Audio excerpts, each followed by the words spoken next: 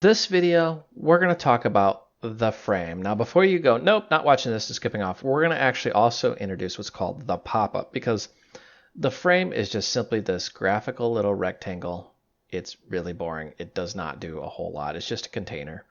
But I want to show you that you can do some pretty cool things. So this is the pop-up. Let's figure out how this thing works. All right, so we're going to go into Design, Imports, Qt Quick Controls. I may just start doing that automatically just to save that little step. All right, so first things first, we need a frame. So if we look for frames, we're not going to see it right off the bat. We got to kind of really scroll and look for this thing.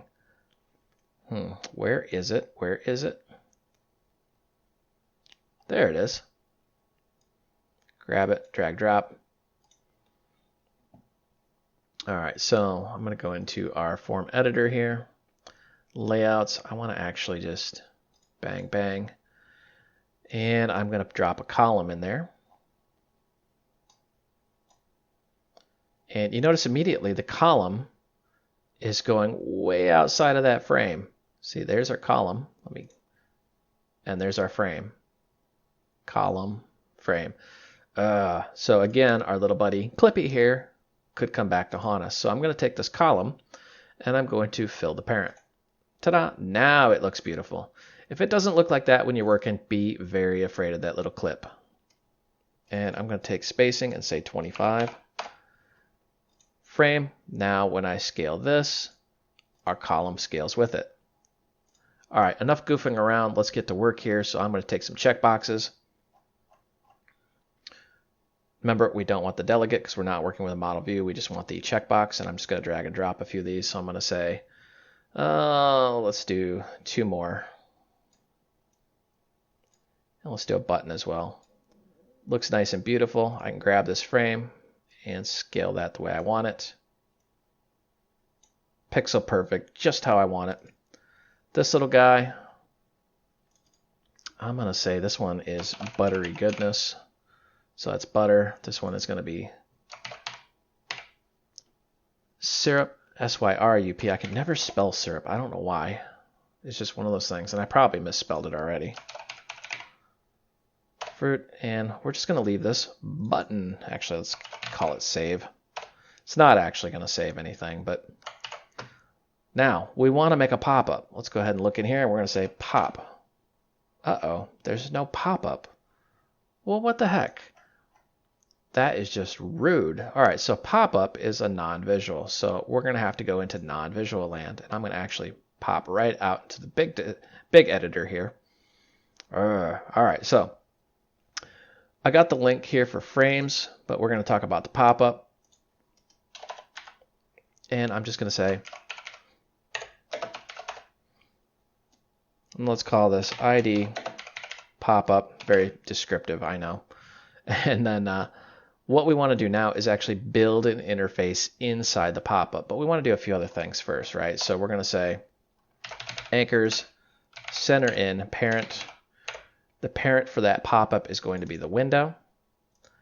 And we want to set a few other things like the width and height. So we say width, height, and let's just do 200. I want to keep this kind of super simple. And we're going to say modal. And what that means is when this thing pops up, you cannot interact with anything else. If you're familiar with GUI concepts, you understand what that means. But basically, as soon as that thing opens up, you can't touch any other part of the application. It has 100% of the user's attention. And we want to focus it in case, well, we have any like mouse or keyboard activity, which we're going to need if it's modal because they want to be able to either click out or escape out of it. Now, we want to set what's called a close policy, meaning we want to be able to tell the pop-up, when are you actually allowed to close? Close policy, we're going to say pop-up, and we're going to say close on escape, or that's what that little pipe is, or pop-up dot, and we want close on press outside of parent. And you see there's other things too, like release, but we want press outside parent. So really what that means, if we hit the escape button or we click off somewhere, it's going to close this pop-up. Oh boy, that is crazy. All right, so let's actually build an interface in here. And we can actually cheat a little bit here and just grab this column, put him in there, and now it's got most of what we need. Need a different ID, so I'm just actually not going to put an ID in there, and I'm going to get rid of these. And I'm going to say label, and this is going to be ID, and this is going to be LBO butter. Let's jump over to the designer and see what that looks like. It's hidden. Very frustrating the way that works. So usually what I'll do, if you wanted to actually work on the designer, is I'll actually build all of this that we're doing now graphically on the screen and then copy and paste it in. But I'm being a little brave and I'm just going to do it this way. And I'm going to say, let's give these some names here, like CHK butter, CHK SYRUP. I don't know why. I've never been able to spell syrup. And then let's call this CHK fruit. Now, LBL butter, we're going to say the text of this is going to be the status of, you guessed it, our little checkbox.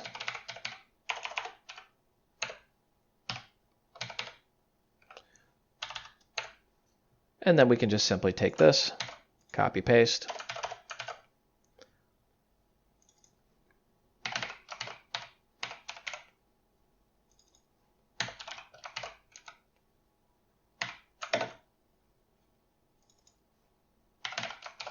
just banging these out pretty quick. Should be self-explanatory what I'm doing. And then I'm going to rename these.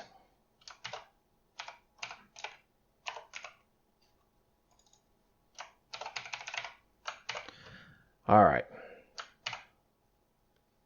Also, we want a button in here. We want to be able to actually close this thing. So we're going to add a button. Don't really need an ID, but I'm just going to put it in here. Close button,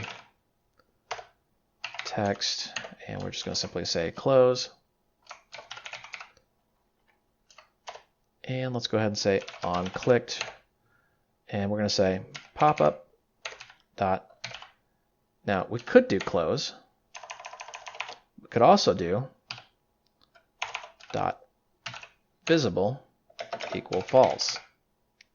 Let's try both and see what happens here. So I'm going to leave it with popup visible equal false. And we're going to just take this little guy here, scroll way down, go here, and we're going to say popup visible equal true. So when we click the bottom button, it's going to open the pop-up. In the pop-up, we can say visible false, and let's just run this. So true, true, false, and bang, closes. Good. And we can also just click off. Notice how it's not working. But we can hit the escape key.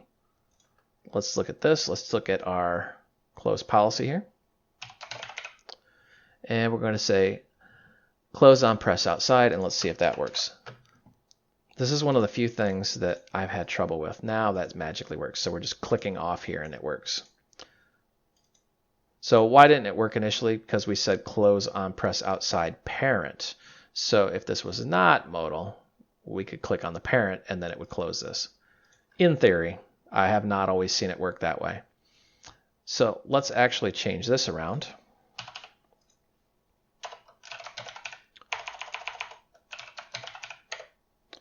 I'm going to say pop up, close, and on clicked, we're going to say pop up and open. Let's see the difference between the two here. Save run. We'll do butter and fruit because everybody wants to put butter on their fruit. It's the cool thing. And it works. True, true.